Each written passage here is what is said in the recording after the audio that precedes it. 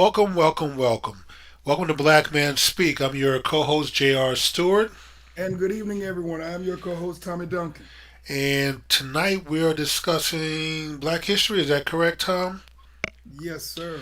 Okay, well, I like to also mix in, if we have time, a shout out and maybe a little praise for our black sisters, for the black women. I think all too often, man, we are so locked into pointing out what's wrong with men or what's wrong with women that we don't take the time out to say some positive things. So tonight, Tom, we're going to say something positive about the black women in addition to our discussion on black history. For those of you out there, we want to welcome you. Thank you for coming out. We're here every Wednesday night at 9 p.m. Thank you to Liquid for providing our theme music. And if you haven't already, please hit the like button, hit that subscribe button, and please share with friends, family, and everyone that you know to help grow our show. So let's start with you, Tom. So we got the introductions and business out of the way. Good deal. Yeah, everybody, of course, this being our first show in February of 2021, of course, we want to welcome everybody. And of course, everyone knows that if nothing else, this is a month that is celebrated for two reasons. One, of course, it is the month of Valentine's Day. And then, just as more importantly, this is the month that folks traditionally celebrate as Black History Month. So we're going to talk a little bit about the significance and the relevance of Black History Month. And, you know, I'd like to start off by acknowledging the life and accomplishments of someone who, Jimmy, not a lot of folks know.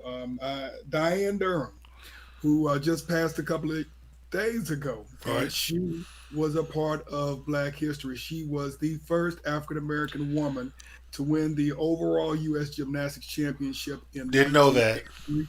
Yes, sir. At the tender age of 52, she just passed a few days ago. So, wanted to lift her up, exalt her family, and acknowledge her as being one of those trailblazers in world and American history. Yeah, I remember Gabby and Dominique Dawes but yeah, until you sent me the article, I hadn't heard of this young lady, so I'm not And sure. some and Jimmy, that is the whole point of having a Black History Month, even though we need to talk about the broader discussion of Black African American history scholarship and, from a broader perspective, the scholarship and the history of the African diaspora. But that, shamefully enough, I was not that familiar with her either. Okay. Well, let's start with, do we really need a Black History Month, or should we try to make an effort to celebrate Black History year round? Well, Jimmy, I think that I get where you're going, and I do understand your point. Why should we have one month to celebrate Black History Month? And quite frankly, most of us who are conscious don't just celebrate the accomplishments of our ancestors one month out of the year. We celebrate it year round. Uh, and I'm pretty sure, and a lot of folks that I know have libraries full of history. You know, whether you're talking about the seminal book written by Carter G. Woodson, The Miseducation of the Negro, the many autobiographies. You know, my favorite, the Malcolm. autobiography of Malcolm X. Yes. You talk about, of course, Jack Johnson, the first black heavyweight champion of the world, and all of these things. February could not fit Black history in it, No, it can't.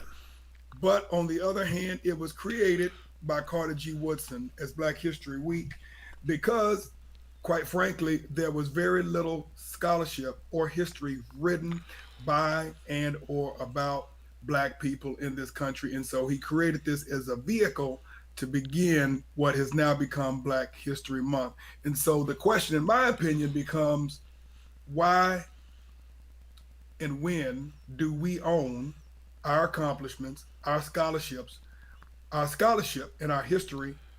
The challenge is the distribution, the creation, the support, and more importantly, the long term funding of that broad array of history. Well, Tom, until we start taking a little more control or the school systems and those who teach our children and the curriculum and the books they use. Right now, we have no voice. We don't say what books are selected by the school board, um, and as a result, we have no clue as to what our children are being taught. Many of us don't pay attention, don't look over their schoolwork or get involved with the PTA.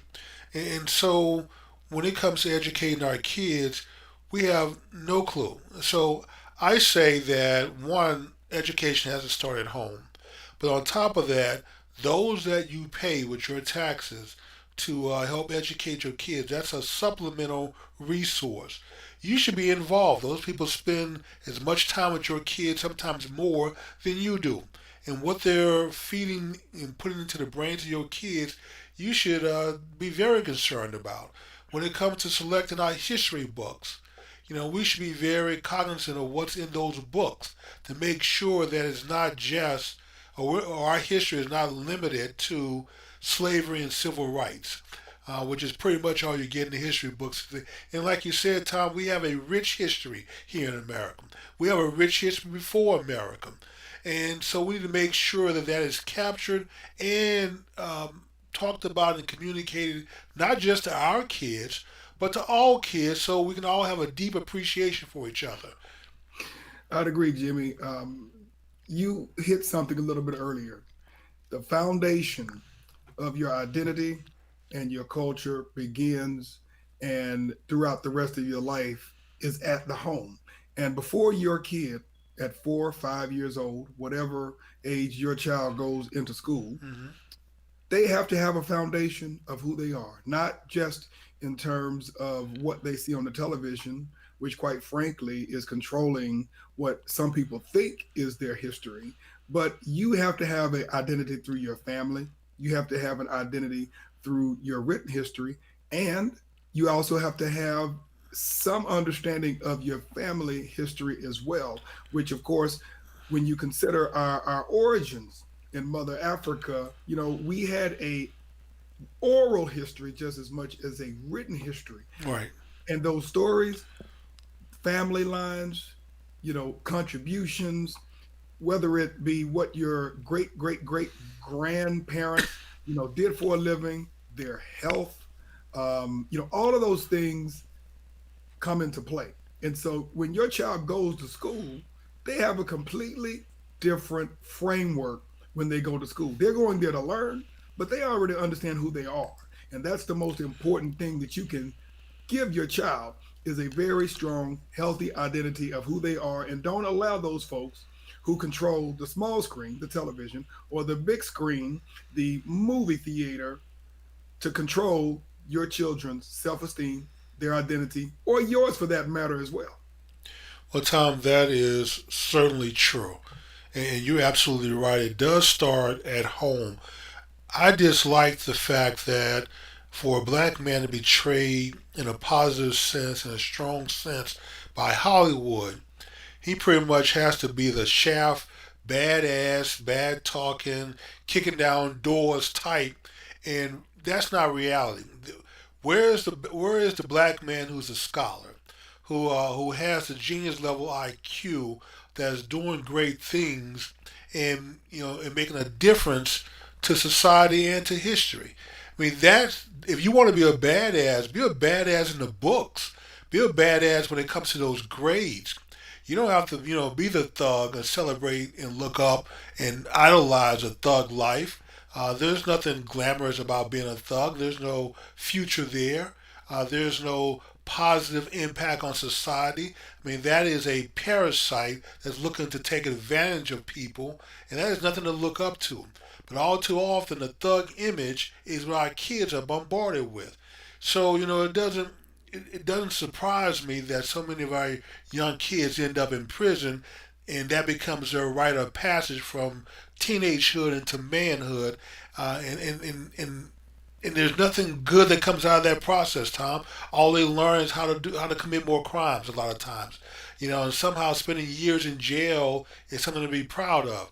And actually, it is nothing to be proud of. That's an outright embarrassment that you gave time away that way and wasted your life when you could have been doing so much more if you had understood that you were supposed to be doing great things. A lot of our kids don't even realize they're supposed to do great things.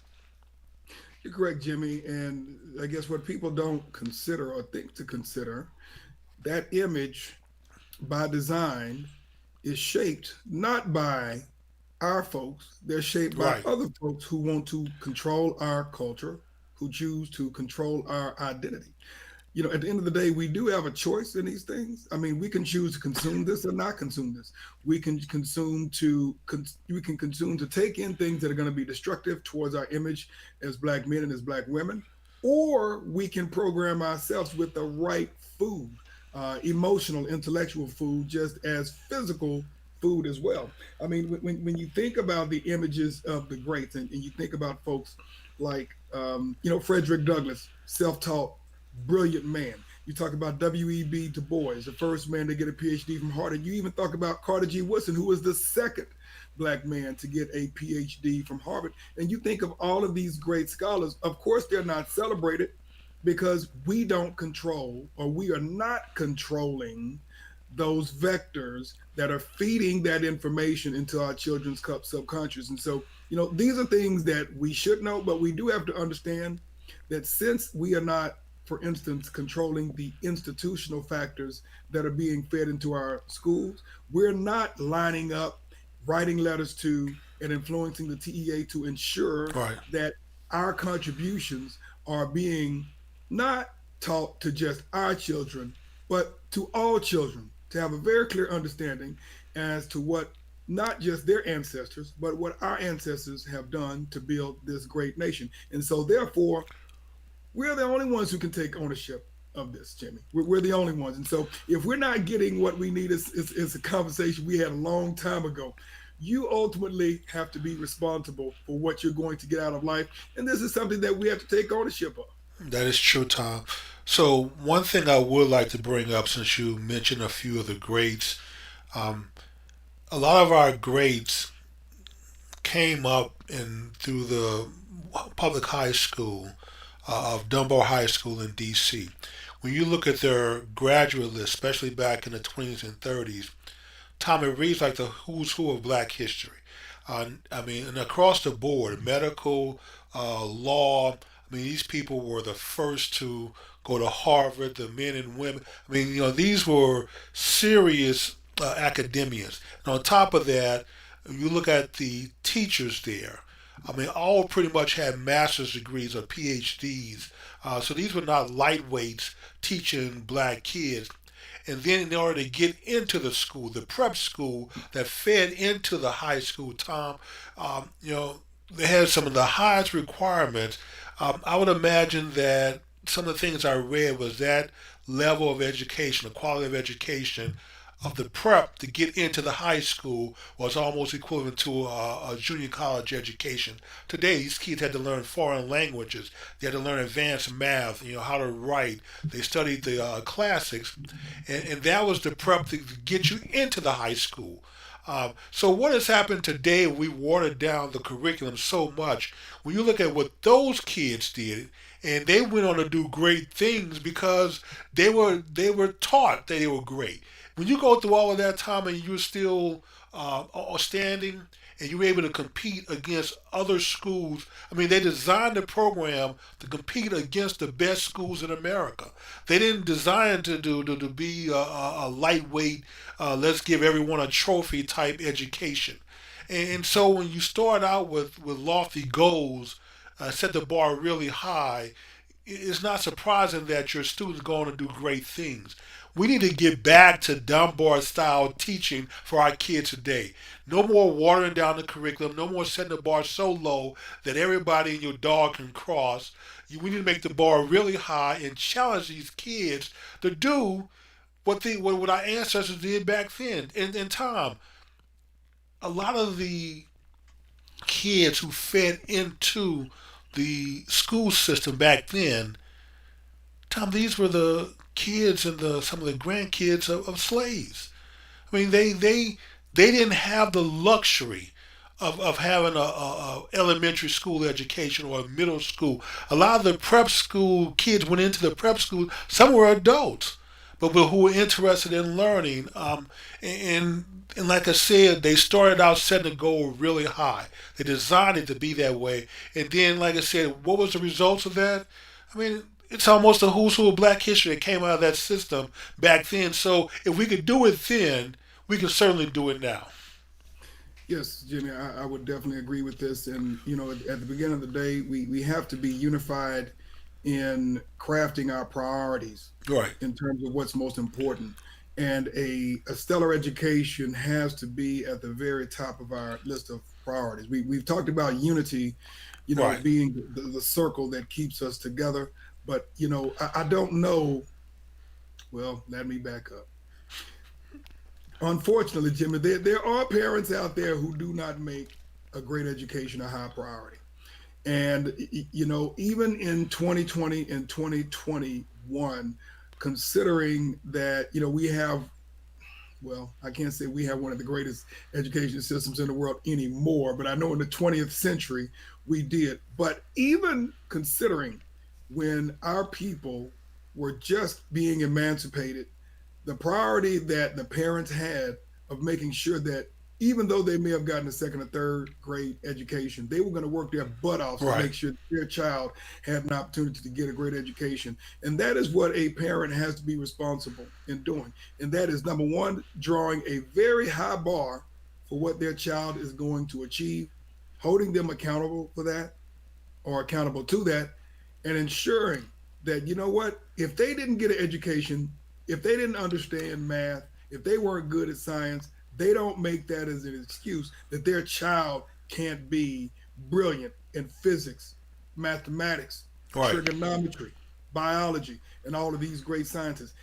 For those of you who are out there who just struggle through certain subjects, do not use that as a Thank don't you. use that as a reason to say that, what, I wasn't good at that either, so, don't worry about it. No, that's not going to cut it. We Right. have to be more competitive because, Jimmy, what we did not have to compete with as much as these children do is that they are competing against a Globally. global That's right. Globally. global workforce Hmm. and global opportunities when it comes to education.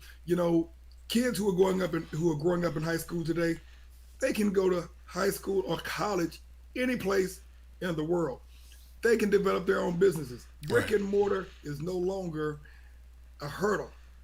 It's your ideas, Right. it's your vision, it's your brilliance. And Jimmy, that starts with drive. That starts with drive. And That so does true. we have to be self motivated. Our parents, for those of you who are pushing your children, keep up the great work. For those of you who are in fear, get out of the way of your children and let them rise to the top. Because at the end of the day, we have to be able to compete. And it comes with what's between your ears, not shooting a ball, not Right. throwing a ball. That's a 4 or 5 year career at best for good athletes. Our children have to be running businesses. Our children have to be the great scientists of the futures. Our children have to be the great business leaders of the future. There True. is no other option. If we are going to compete, if we're going to close the gap, and if we are going to prevail. Well, Tom, there are two things I want to also add to the conversation. One on sports. When I look at the landscape today and I start wondering where are we making history today? Where are the pioneers today? All that seems to be in the bucket of sports. I don't see great black pioneers in medicine. I don't see people on TV saying that they've developed this or here's a vaccine or a medicine to cure cancer.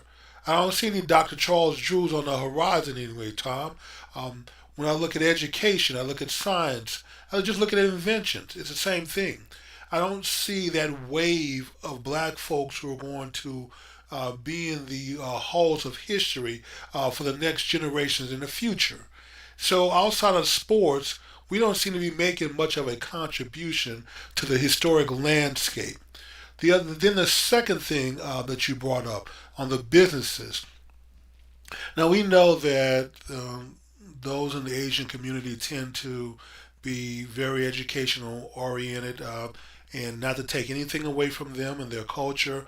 I'm delighted that they have that attitude and they push their kids that way.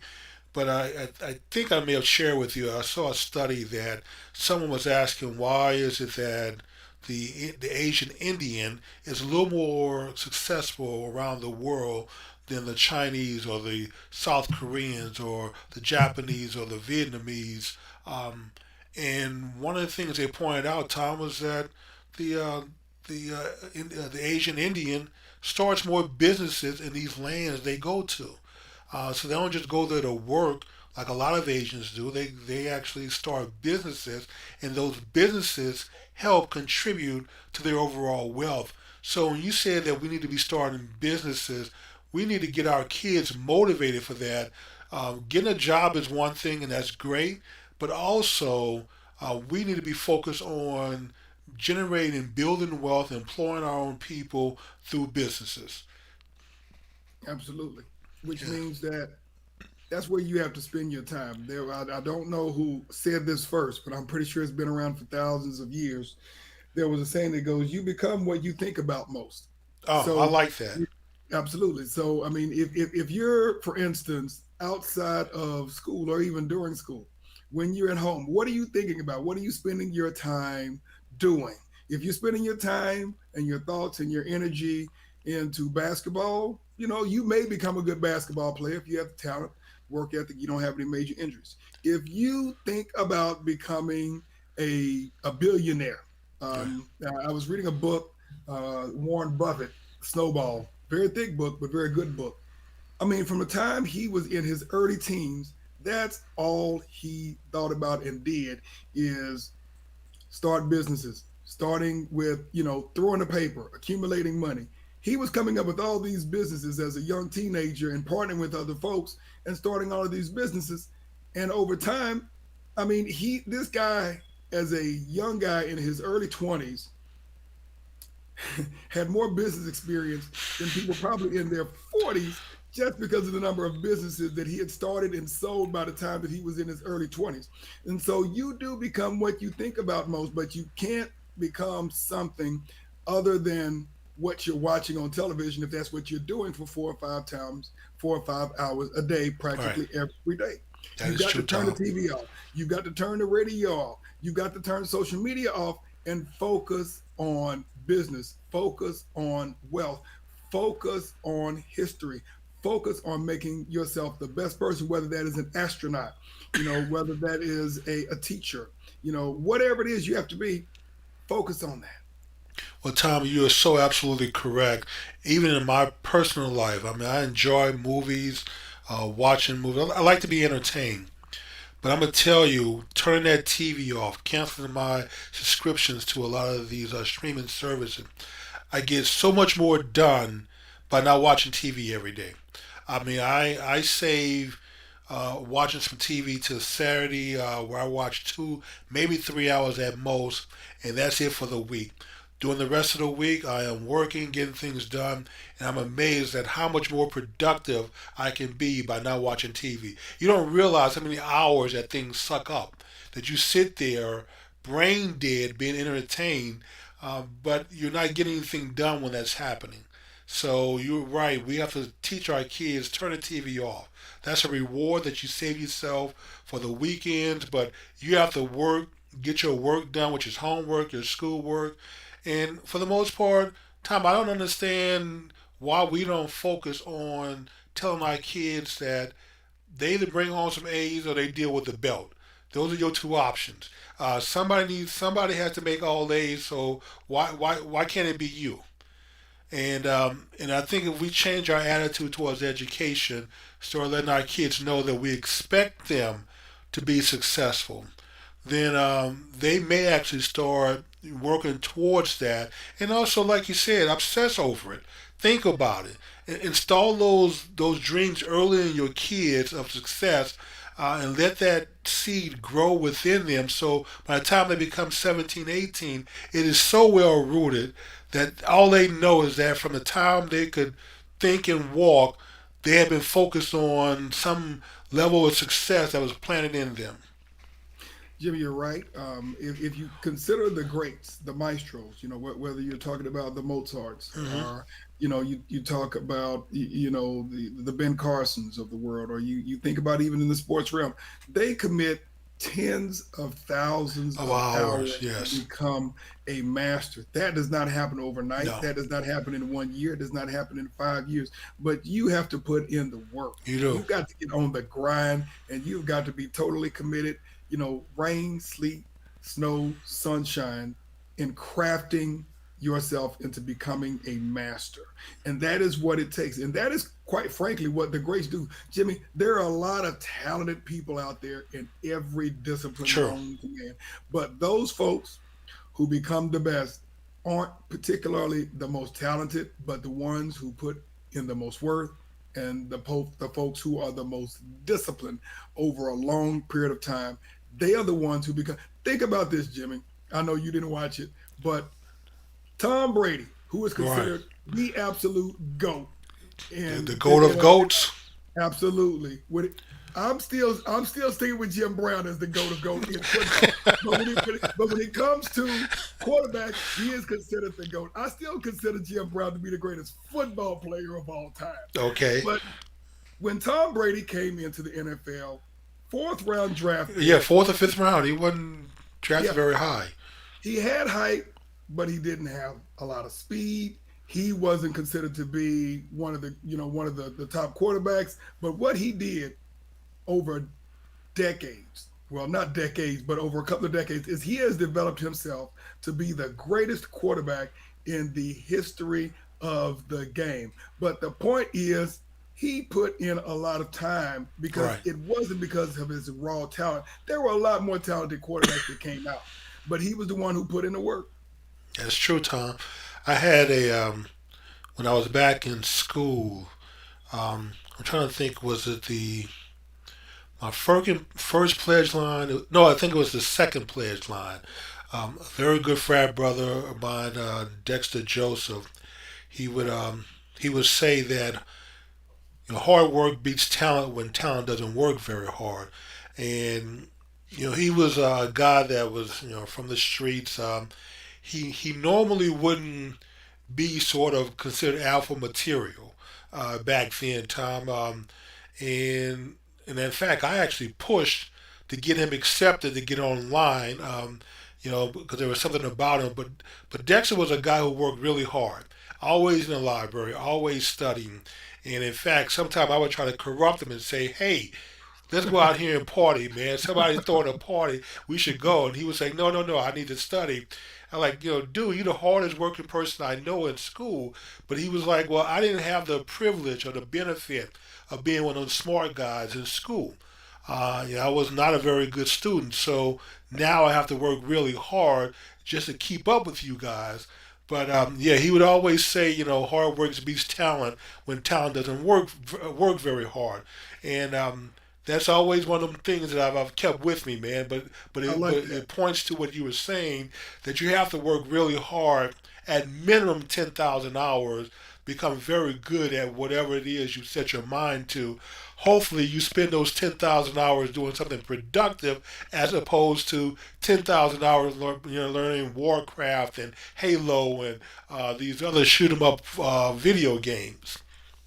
You bring up a very interesting point. Let's say if you took an hour a day, every year, it would take 3 years just to accumulate a little bit over 1,000 hours. Mm, It would take a little over 3 years to accumulate 1,000 hours. So that gives you some idea of how much time, obviously, if you're condensing that 2, 3, 4 hours a day, practically every day, right.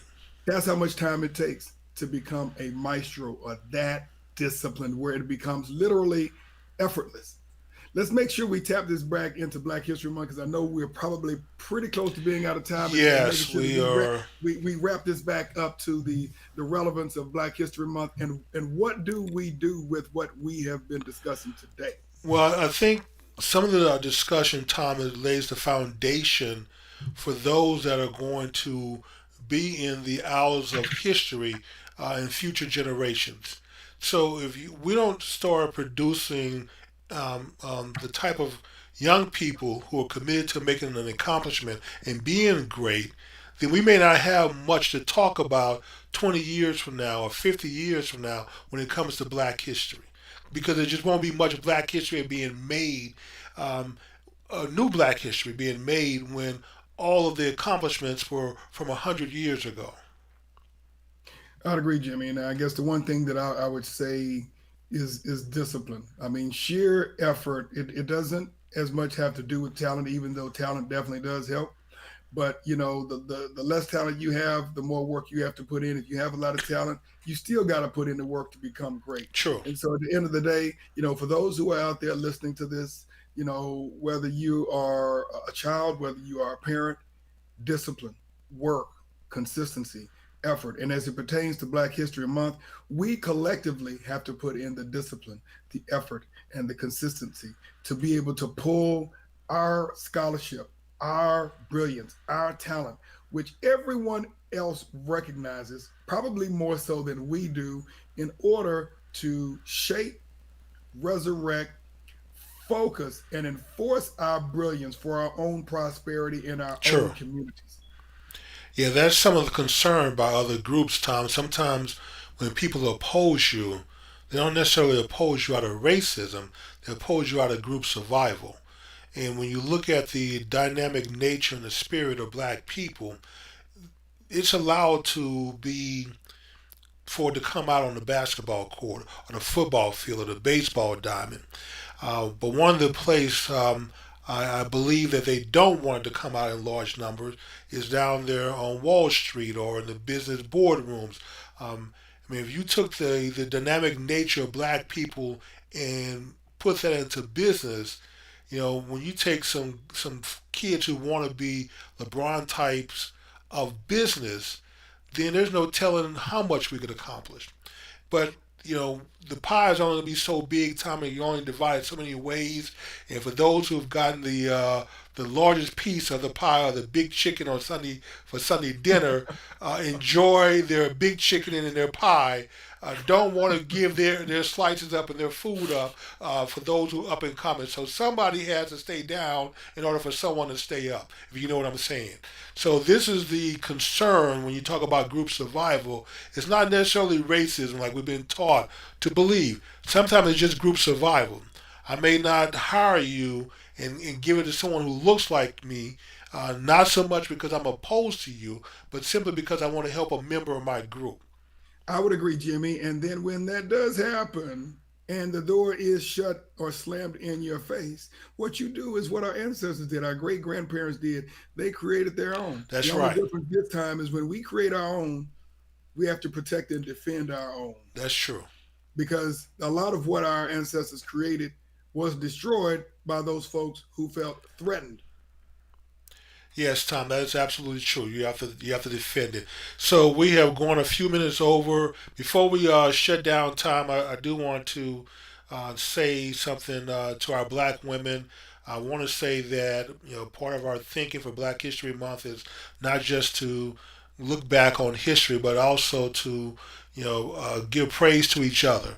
Like I said, we are so focused today on always talking about what's wrong with black men or what's wrong with black women that we don't take the time out to praise the good things and the positive things about each other. So we're going to give a great deal of praise to all the black women out there who are struggling to hold it down, to raise families, a lot of times without the help of the black man who helped them produce the kids.